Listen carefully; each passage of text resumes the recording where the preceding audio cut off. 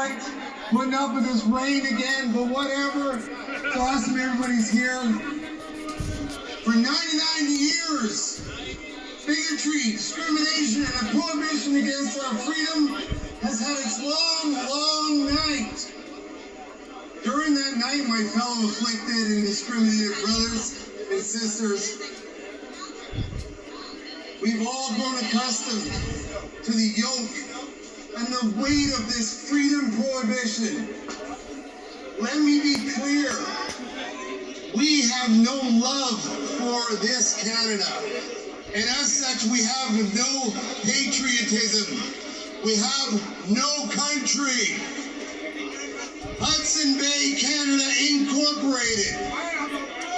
Your so-called medical cannabis legalization by way of this so-called Cannabis Act or your so-called Constitution Act. I ask, what do these acts have to do with me or the people that I represent or the great principles of political freedom or of natural justice embodied in these documents?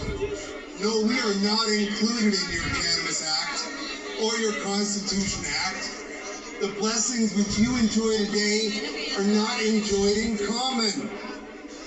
The rich inheritance of access to legal cannabis embodied in this document is shared by you, not me.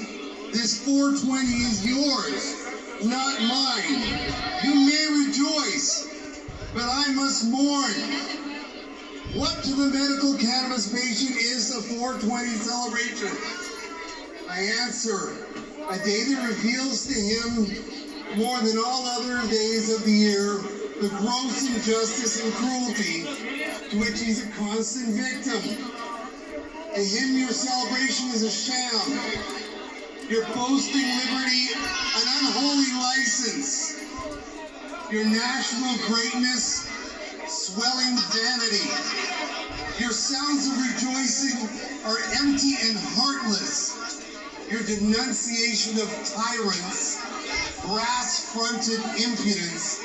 Your shouts of liberty and equality, hollow mockery. Today we mark 420, which so many fought so bravely. Those freedom fighters, those unrelenting anti-prohibitionists, they bled for this cause. They fought for this cause. Many died for this cause.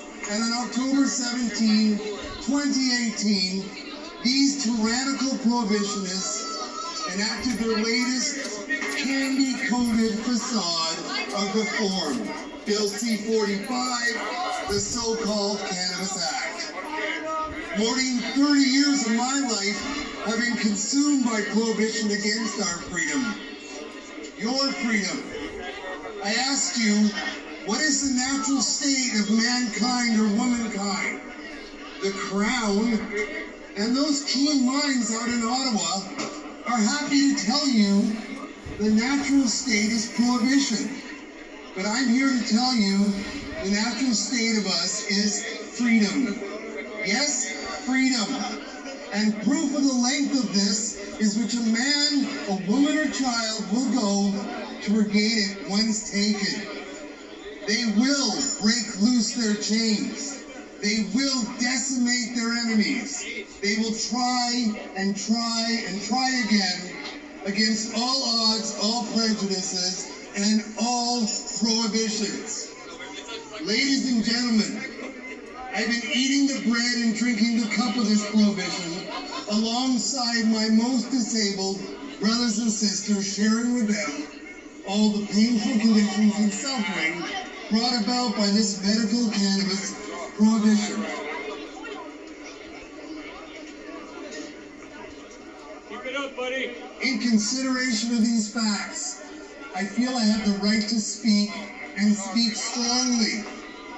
Yet, my friends, I feel bound to speak truthfully. There can be no peace for the tyrant while there is still prohibition in the land. Let me repeat. There will be no peace for the tyrant, while there is still prohibition of freedom in the land. It will be condemned, and there will be considerable agitation. These freedom fighters were brave people, but they were a peaceful group. But they, just as we, preferred revolution to the prohibitionist status quo. And there is a difference between revolution and the candy-coated facade of gradual reform.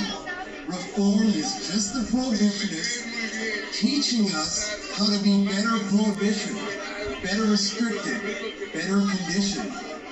Under reform, you can take the tyrant right out of the picture, and the conditioned ones, the commoners, will still be working as handmaiden for them. There's a man or a woman called a capitalist. It doesn't matter what color the skin is. Black, white, brown, red, green, it does not matter. Because the capitalist has only one goal in mind, and that is to exploit you, the people.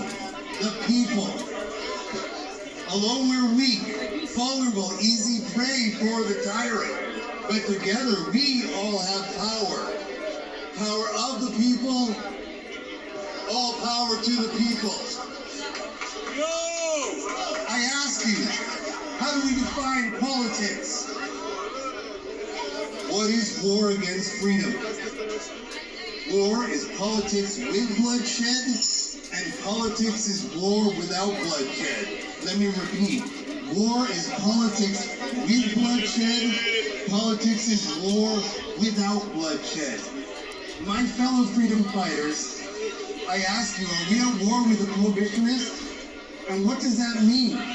It means that every time a licensed garden gets raided, every time that CSU, the Community Safety Unit, shuts down another dispensing organization, it's because JT, he who sits atop this stinking pig pile of prohibition, to be clear, Mr. Justin Trudeau, Esquire.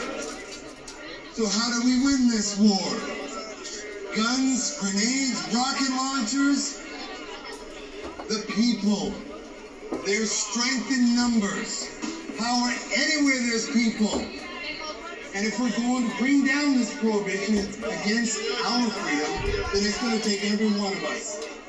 From Frederick Douglass to Fred Hampton to Freddie Mercury, from the time of Sacagawea to Sitting Bull to St. Louis Riel, freedom fighters all, their legacy and great ancestry demands we continue this fight for freedom.